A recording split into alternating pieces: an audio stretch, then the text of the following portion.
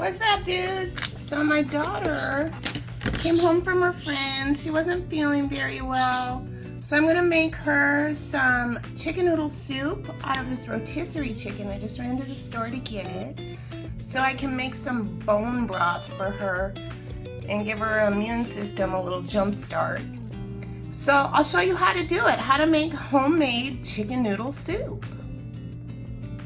First, I'm going to take all the meat off the bones, off the whole chicken, and then I'm going to take everything that's left, all the bones, all the weird stuff, everything, and put it in a pot, and I'm going to make homemade bone broth with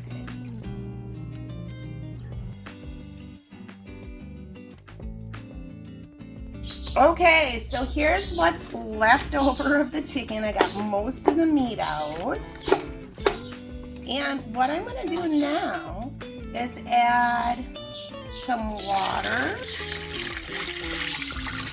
I'm going to add a little bit more water so this is under, and then I'm going to try to separate this so this is all under the fluid. I'm also going to add a little splash of apple cider vinegar. It will help break down the bones and let the cartilage come out.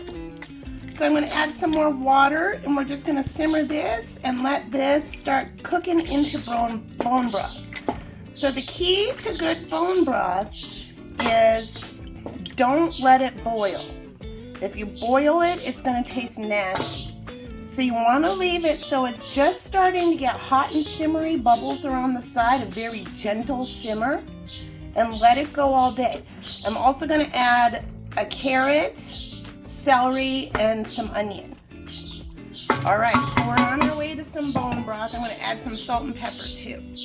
But there is already seasoning on this topping stuff that was on the chicken. All right, so I have some minced onion in there, a carrot, and some celery. It's starting to heat up. I was able to get it all under the water. And I'm just going to let it slowly simmer. I'm going to add some salt and pepper. This is called salt and pepper supreme. This just has a little bit of garlic and sugar in it too. So there's the broth starting. As it kind of evaporates away, I'll add a little bit more water, but we're going to just let it slowly go. And then what's going to happen is the bones, this kind of like little cartilage pieces on the end of the bones will pop out, and then the marrow will come out. All the minerals from the bones will come out, and that is super good for us human beings' health.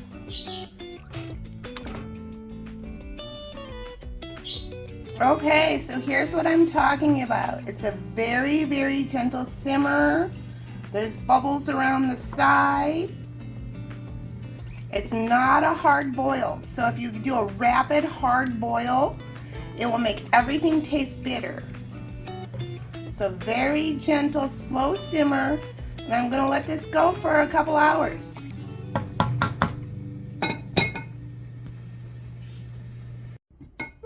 Okay, so here's what we got after this. It doesn't look like a lot, but this is a really big pot. And so I'm going to strain all of this through a strainer and collect all the yummy. The bones have lost pretty much all their cartilage edges. And so what happens is, it sounds kind of gross, but it's super good for you.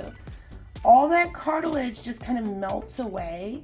So if I were to put this in the fridge tomorrow, it would be kind of like gelatinous. And then you put it in the microwave and it'd be fluid again.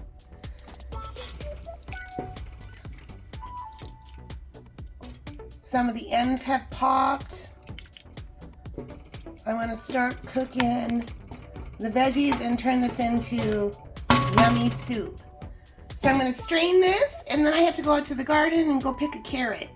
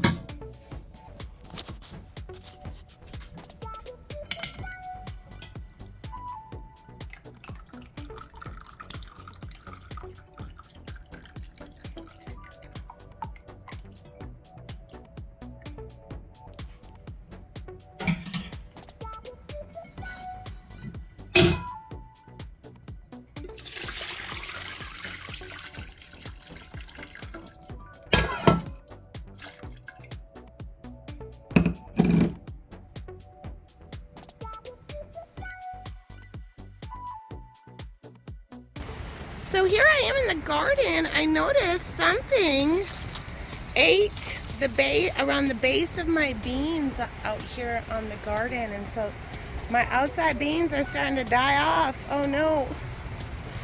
But I got a lot of tomatoes still growing. Doing really good. Got them everywhere.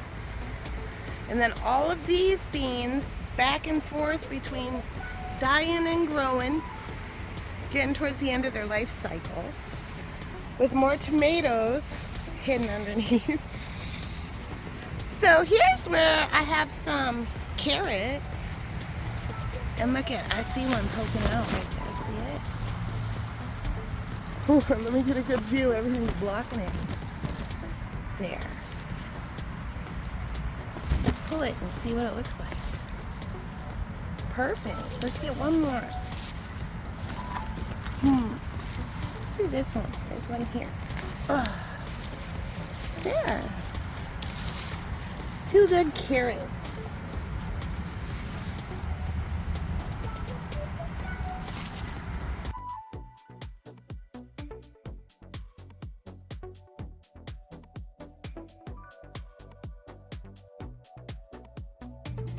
All right, so there's those vegetables. I also have a little bit of a leftover, just a little bit left of frozen corn that I'm gonna throw in here.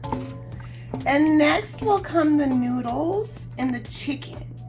And so I have these no yolk noodles, and the reason why I get no yolk is because if you get egg noodles that do have yolk, that don't say no yolk, then when you put them in your soup, it'll suck up a lot of the fluid, the egg noodles with the yolk. And so if you use the no yolk kind, it won't suck up the fluid, but you'll get the yummy noodle. So noodles and chicken next. Okay, so I have the chicken and the noodles in. I'm gonna let it, I turn the heat up, and now I'm gonna get it to boil. And it's gonna cook all of this in that yummy chicken broth. Now it looks like I don't have a lot in here, but like I said, I'm using a really big pot. I still have a lot of chicken left over from that rotisserie. That'll be maybe tomorrow. I got some red grapes. I might make a chicken salad. So I'm gonna get this heated up. I'm gonna add some seasoning, and then it'll be ready. Doesn't it look good?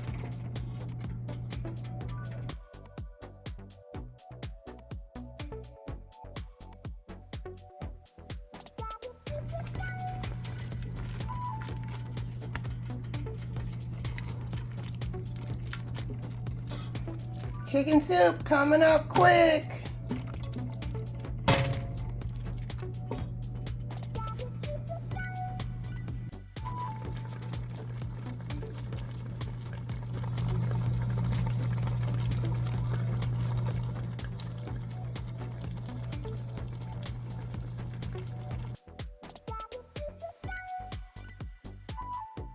All right, so the soup is almost done. I'm back in the garden one more time. I'm just gonna grab a quick thing of garlic chives. I'm gonna cut that up, put it right on the top. Yummy.